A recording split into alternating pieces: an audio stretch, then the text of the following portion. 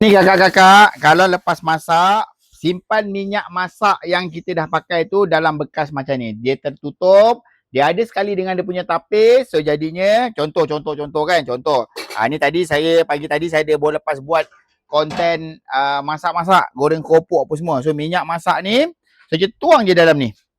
Tuang saja dalam ni, insya-Allah minyak tu dia tapis terus. Nampak tak? Allahuakbar, tumpah pula kan.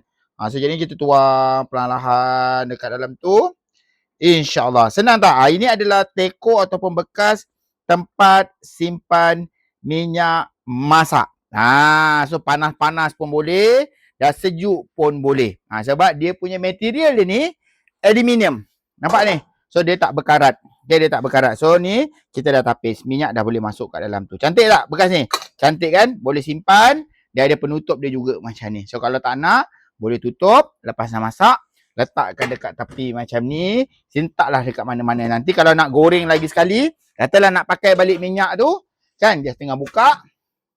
Tuangkan saja semula dekat sini. Minyak dah siap ditapis. Kan? Cantik kan bekas ni kan? Okay, yang ini dia ada pelbagai color. Pergi tengok kat dalam beg kuning saya. Tengok color apa yang suka. Dia ada merah, dia ada warna emas. Ni saya beli warna emas, warna gold.